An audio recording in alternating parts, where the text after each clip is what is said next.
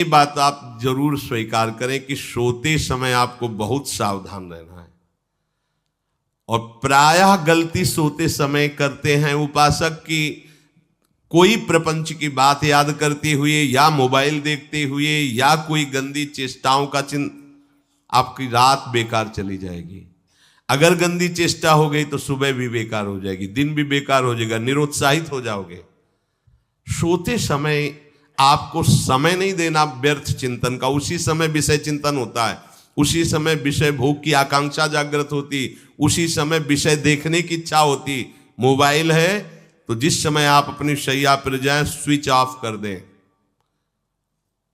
उसमें मैसेज घंटी आने का कोई भी रास्ता मत रखें। मान लीजिए आप उपासक हैं भगवत प्राप्ति के, 30-35 वर्ष ये नहीं था तो सब मर नहीं गए थे। और बोले इमरजेंसी, जब इसकी 30-35 वर्ष से पहले इसकी कोई रचना नहीं थी, मुझे लगता है, क्योंकि 30-35 वर्ष में ही इसका विस्तार देखा है। नहीं तो कभी किसी के पास मोबाइल नहीं। कोई बड़े अधिकारी तो इतना बड़ा वो, इतना बड़ा वाला वो ऐसे रखते थे। नहीं तो मोबाइल तो हमें लगता है 30-35 वर्ष। तो फिर इमरजेंसी कैसे चलती थी? कैसे चलती थी इमरजेंसी? और आप ब्रह्मा हो क्या कि इमरजेंसी संभाल लोगे? स्विच ऑफ करो। जो सब इमरजेंसी संभालने के लिए तैयार, रात दिन न सोता है, वो हर समय जागृत रहता है, वो हमारा आराध्य देव है। स्विच ऑफ करो, चिंतन लगाओ श्री जी का।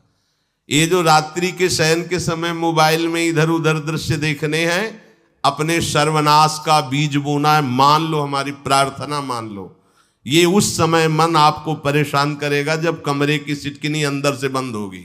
सबसे प्रार्थना है रात्रि के शयन के समय।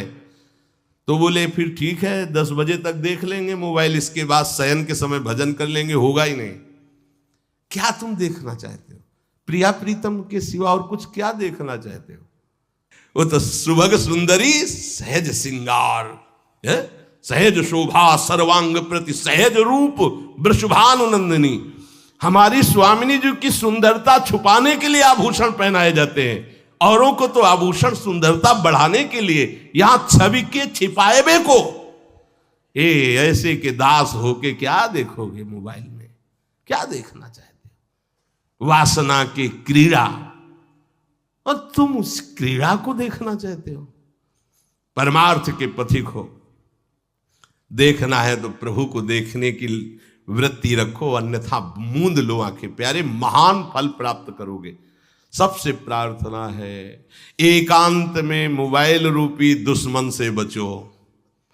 क्योंकि जब आप गंदी बात कहीं देखोगे तो आपके अंदर वैसे ही चिंतन बनेगा, वो ऐसे ही लगेगा मैं भी ऐसा करूं, मैं भी ऐसा भोगूं, मैं भी ऐसा देखूं। मान लीजिए आप, जब हमारे शास्त्र कहते हैं कि पशु पक्षियों के मैथुन को भी नहीं देखना है, अगर ऐसा एक बार दृष्टि पड़े तो मानसिक प्रणाम करके दोबारा दृष्टि न देना। और आप मोबाइल में ऐसी चेष्टाएं देखोगे, कैसे आप भगवत भजन करोगे? कैसे भगवत प्राप्ति का उद्देश्य रख पाओगे? ये कलयुग की बहुत महीन चाल है कि उसके बिना काम नहीं चलेगा और हम तुम्हें काम से युक्त कर देंगे। इसके बिना काम चलेगा नहीं, तुमको रखना पड़ेगा। और जब तुम इसे रखोगे तो हम काम अपना कर लेंगे। कलयुग ने कहा हम अपनी व्यवस्था बना लेंगे। यहां कह रहे जब आप नींद में जा रहे हैं तो बिल्कुल मानो मृत्यु शैया पे जा रहे हैं। आपको उस समय नाम जप में बहुत ध्यान देना है, कहीं मन बहक ना जाए। तो क्या होगा, 5-6 घंटे जो आप लेटोगे ना, वो भी भजन हो जाएगा। हमारा जो सततम योमाम स्मरति नित्यशा है ना, ये पूरा हो जाएगा। नहीं, उस समय हम सो जाएंगे तो हमारा 6 घंटे का वियोग हो गया, 6 घंटे भजन रुक जाएगा। और ये 100% पक्की बात अनुभव की कहते हैं। यदि सोते हुए भजन करोगे तो जगते, कई बार तो पकड़ा है कि अगर आधे पद में बेशुद्ध हो गए तो वो पद पूरा जगते ही शुरू हो गया है। मतलब बीच में स्थिति भागवती की रही। जैसे बेहोश करते समय हमने कहा था जब ऑपरेशन के हमें बता देना, तो उनका बाबा अब इंजेक्शन लगाने वाले हैं तो वो 1 मिनट हमें केवल दीजिए, अपनी चित्तवृत्ति। तो जब होश आया तो वही पहले चिंतन चल रहा था, वही चिंतन। जैसे सोने के समय बेहोश हुए तो जगने के समय वही चिंतन, ऐसे ही इंजेक्शन से जब बेहोश हुए और जब होश आया तो वही चिंतन चल। बहुत बड़ा चमत्कार अभ्यास का है। नींद खुले तब से लेकर गाढ़ नींद आने तक स्मरण में कभी रुकना नहीं। और आपको एक छूट दे रहे हैं। कभी कभी क्या होता है कि एक मंत्र में, एक नाम में जैसे बहुत देर अभ्यास करते हैं तो मन ऊबने लगता है। इसका स्वभाव है, ये अनुभव की बातें कहते हैं। इसका स्वभाव है नवम नवम, नहीं तो ये मतलब, तो इसको हम लोगों ने कैसे फंसाया है। जैसे गुरु मंत्र जप रहे, अब 2-3 घंटे लगातार गुरु मंत्र जप, अब इसको ऊबन बढ़ी, अब ये छोड़ रहा है, बीच बीच में पता चलता है छोड़ना चाहता है, छोड़ रहा है, तुरंत इसको नाम में फंसाया। अब थोड़ी देर नाम में चला, फिर उब रहा, बहुत विचित्र है ये, अब उसको फंसा दिया। उस पीछे की बात अभ्यास के समय, नमामि शमीशान निर्वाण रूपम विभुम व्यापकम ब्रह्मवेद स्वरूपम। चिंतन, पदगान कर रहे, ये भगवान शिव पदगान कर रहे हैं, और उसका चिंतन, निर्वाण रूपम विभुम व्यापकम ब्रह्मवेद स्वरूपम। अब अपने यहां अवसर है, सुंदर सुंदर कोई पद गुरु मंत्र जब करते हुए मन जब ऊबने लगे, राधा वल्लभ श्री हरिवंश, राधा वल्लभ श्री हरिवंश, राधा वल्लभ श्री हरिवंश, इसमें भी उबने लगे, शुरू कर, जोई जोई प्यारो करे सोई मोही भावे, भावे मोही जोई, इसमें भी उबने लगे। सुधा निधि का कोई एक लाइन ले लो, ब्रह्मेश्वरादि सुदुरूह पदारविंद श्रीमत् पराग परमाद्भुत वैभव, ब्रह्मेश्वरादि सुदुरूह छोड़ना नहीं है, तू भाग में नवम नवम दे रहा हूं, नवम नवम। इसको फंसाने के लिए आपके पास अस्त्र हो, जैसे यहां चाकू, यहां पिस्तौल, तलवार, ये वो सब बिल्कुल वीर सजा रहता है, ऐसे ही अपने लोग सजे रहते। छोटा राधा, अब एकदम चिपक गया आके तो कैसे मारे, तो छोटी चाकू है ना वैसे, राधा राधा राधा, थोड़ा दूरी राधा वल्लभ श्री हरिवंश, थोड़ा और दूरी गुरु मंत्र, बड़े बड़े अस्त्र अपने पास रख ले, बहुत भाग रहा है तो फंसा दिया। प्रथम यथावति प्रणव श्री, अब लग पूरा पद गा उसमें लग, प्रथम यथामति प्रणव। भोजन पाते समय ऐसा अभ्यास किया है, 1 घंटा के पहले भोजन नहीं होता, चाहे 2 रोटी पाना हो, समय लगता है भोजन, आराम, एक एक नाम, एक एक, कुछ भी हल्ला मचाओ, कोई फर्क नहीं पड़ेगा, अपना चलेगा। अभ्यास स्नान के समय, भोजन के समय, किसी क्रिया के करते समय, किसी से बात करते समय, सोते समय, ये विशेष स्थान जहां में सावधान रहना है। यहां भजन छूटता है, ध्यान देना, यही भजन छूटता है। चलते समय, क्रियावान होते समय, प्रसाद पाते समय, या किसी से बतराते समय, ये सब भजन के छूटने के स्थान है, और यही पकड़ना है भजन को।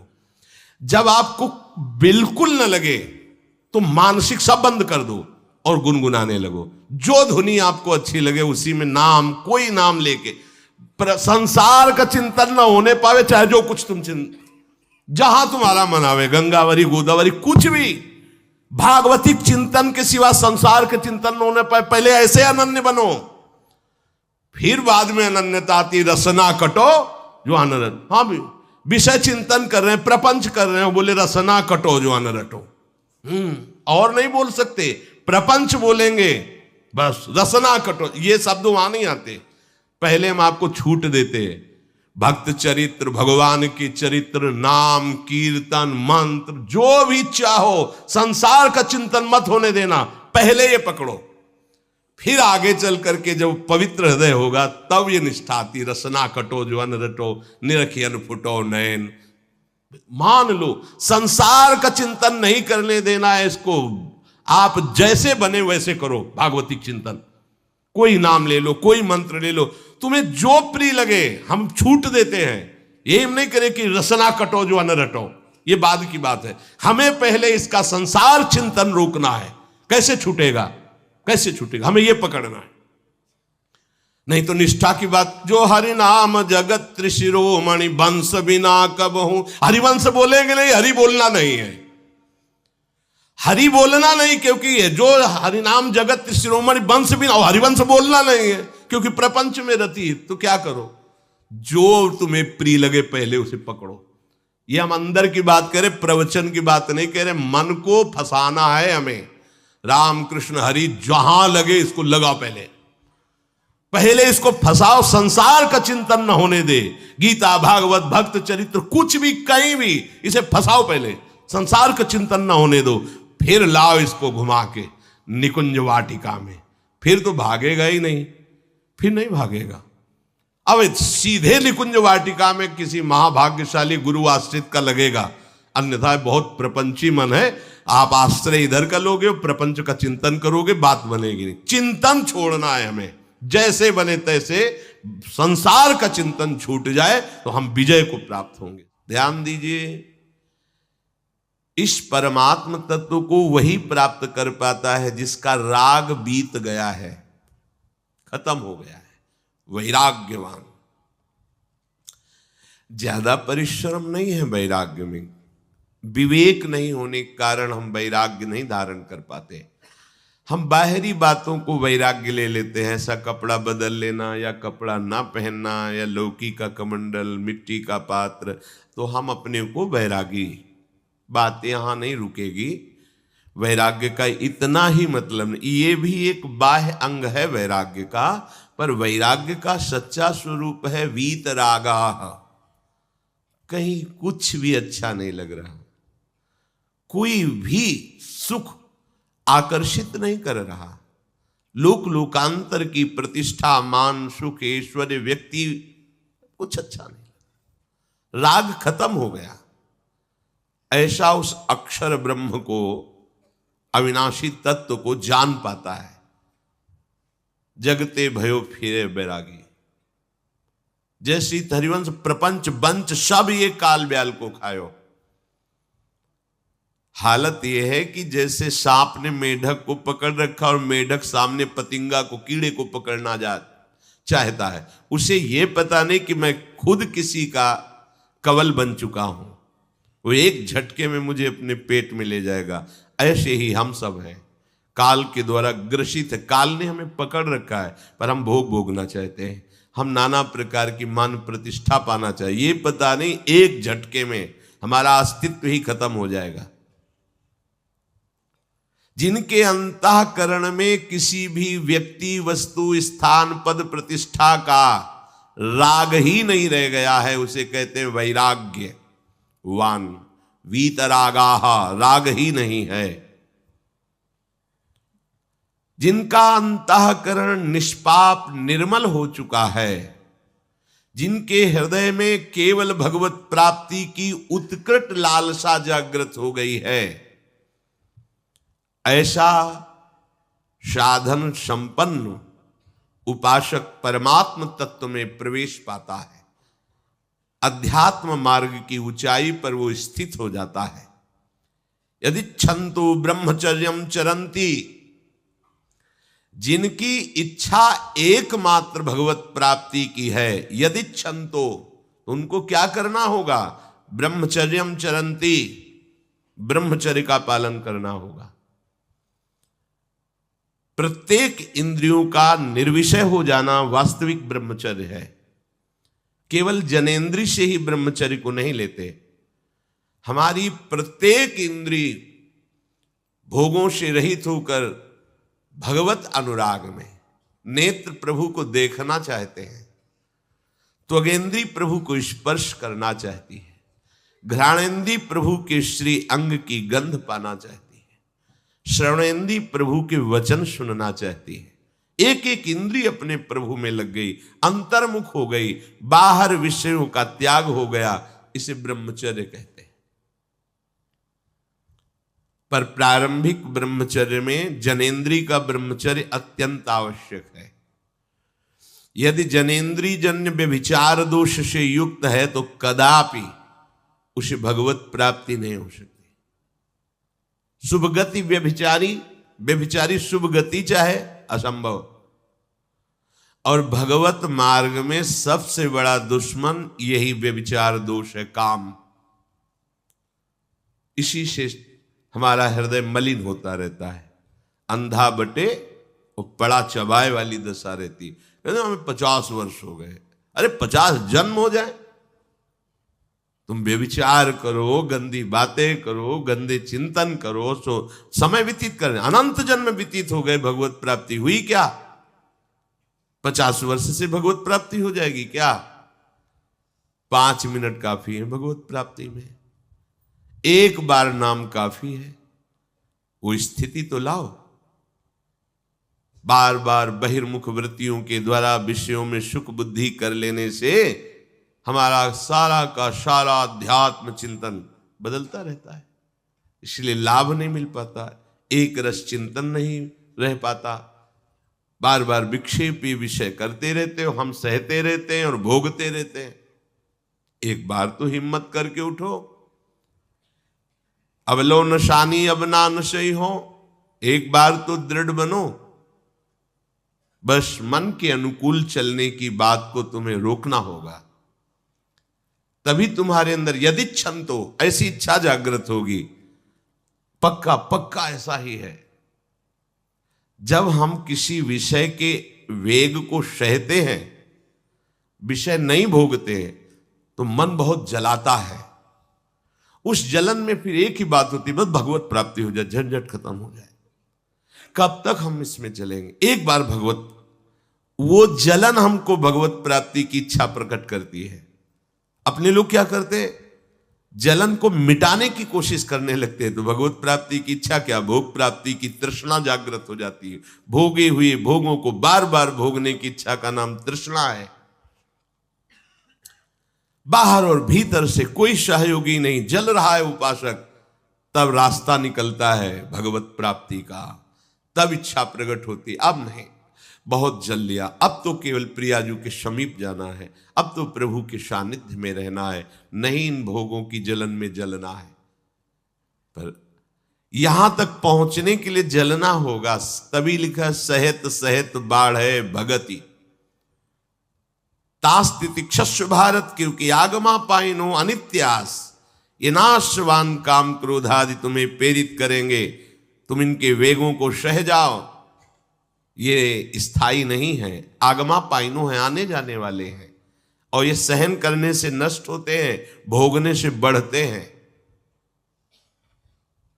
यदि क्षंतो, अगर भगवत प्राप्ति की इच्छा है तो ब्रह्मचर्यम चरंती, ब्रह्मचर्य का पालन करना ही होगा, इसमें कोई गुंजाइश नहीं, क्योंकि आप चल ही नहीं सकते।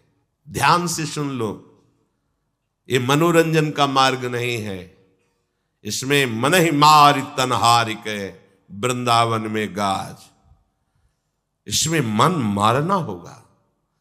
प्रायः ये मन को दुलार करने वाले लोग कभी भाग्य से सत्संग में भी आ जाते हैं, कभी श्री विग्रह के दर्शन करने भी मंदिर पहुंच जाते हैं, कभी तीर्थ याटन भी करते हैं, पर इनका कोई लक्ष्य नहीं होता। आज सुन लिया सत्संग, बढ़िया है, लक्ष्य नहीं होता। यहां लक्ष्य वालों की बात हो रही। यदि क्षंतो, यदि तुम्हारी ऐसी इच्छा जागृत हो रही किसी जन्म में भगवत प्राप्ति करनी, तो ब्रह्मचर्यम चरंती, आप सच्ची मानिए, जिसके निकालने में तुमको सुख की अनुभूति हो रही, उसको रोकने में कितनी सुख की अनुभूति होगी।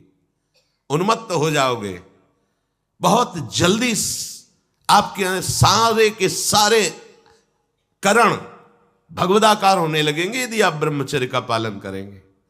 शरीर स्वस्थ, हल्का, मन प्रसन्न, नींद आदि पर विजय, कितने गुण ही गुण। और ब्रह्मचर्यहीन आलस्य, प्रमाद, भोगों का चिंतन, मन का डिप्रेशन में पहुंचना, कमर में दर्द, टांगों में दर्द, सर में दर्द, घबराहट होना, बिना किसी कारण के मन भयभीत हो रहा है, भोजन अपच हो रहा है, बिना किसी प्रक्रिया के वीर नाश हो रहा है, बिना किसी प्रक्रिया के। काहे को मृत्यु स्वयं स्वीकार कर रहे हो, ये मृत्यु है। चाहे भगवान दत्तात्रेय जी बोल रहे हैं या भगवान कपिल देव जी बोल रहे हो, जब उपासक को संबोधन करते हैं भगवत प्राप्ति के लिए, तो कहते हैं कि इस भोग वृत्ति को साक्षात मृत्यु रूप देखो, ये मृत्यु है तुम्हारी। जब शरीर राग त्यागना है तो तुम शरीर से भोग भोगोगे तो आसक्ति शरीर की पुष्ट होगी, आसक्ति भोग सुख की पुष्ट होगी, है नहीं। कितने दिन शरीर रहेगा, कितने दिन भोग रहेंगे। विचारवान बनो, ब्रह्मचर्यम चरंती, ब्रह्मचर्य का पालन करो। उपासक जो ब्रह्मचारी होता है उसका खिला हुआ चेहरा रहता है, जैसे कमल खिला हुआ, बिना किसी कारण के उसकी मुख मुद्रा में प्रसन्नता होती है। जो ब्रह्मचर्यहीन होता है बुझा हुआ चेहरा होता है, तेजहीन, बिना किसी कारण के वो शोकग्रस्त लगता है। बैठा है, आपको लग रहा है शांत है, लेकिन आप चेहरे को देखो, वो एक शोकग्रस्त है, कुम्हलाया हुआ चेहरा, अशांत चेहरा। मुख प्रसन्न, तन तेज विराजा, यह है ब्रह्मचर्यम चरंती, भगवत आराधन संपन्न उपासक का। जैसे आग में पैर रखते हुए कोई चले तो कैसे चलेगा, ऐसे ही ब्रह्मचारी की पहचान है। इतनी स्फूर्ति उसके अंदर होती, जैसे आग में चलने वाला पूरा पैर नहीं रख पाएगा, अगला कदम रख देगा क्योंकि ताप लग रहा है, ऐसे उसकी स्फूर्ति होती पैरों में। उसकी आंखें एकाग्र रहती है, चंचलता इधर उधर या बार बार झपकना यह विषयी पुरुष का लक्षण है। बार बार पलक झपकना यह विषयी पुरुष का लक्षण है। इधर उधर ताक झांक, चंचलता, ऐसा बैठे तिनका तोड़ रहा है, पैर हिला, ये सब विषयी पुरुष के लक्षण है। ये तो बिल्कुल साधारण स्पष्ट दिखाई देता है आदमी विषयी है या ब्रह्मचारी, एक सेकंड में लक्षण होते हैं। आपको जब भगवत मार्ग का अवसर मिला है तो गृहस्थ हो, संतान हो गई, ब्रह्मचर्य से रहो। नहीं चाहिए संतान तो भ्रूण हत्या, गर्भ हत्या जैसे महापाप करने की क्या जरूरत है।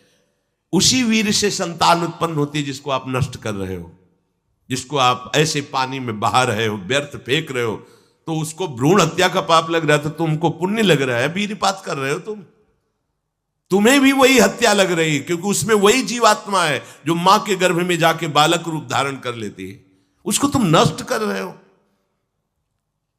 पर बुद्धि भ्रष्ट हो गई है, समझ में नहीं आता, व्यर्थ में वीरपात करते हो, व्यर्थ में। तुम्हारा भजन बनेगा, तुम अध्यात्म के योगी बनोगे, मजाक है अध्यात्म का मार्ग। होश में हो जाओ, ये मन के दुलार को बंद करो। जब तक इच्छा ही नहीं भगवत प्राप्ति की तो फिर तुम कैसे भगवत प्राप्ति कर पाओगे। भगवत प्राप्ति की इच्छा कैसे होगी जब तुम्हारी इस तरह से निंदनीय वृत्तियां हैं। इंद्रियों को दुलार कर रहे हो, मन को दुलार कर रहे हो, भगवत प्राप्ति चाहते हो, आचरण नीच और चाहते हो उच्च पदवी। सावधान हो जाओ।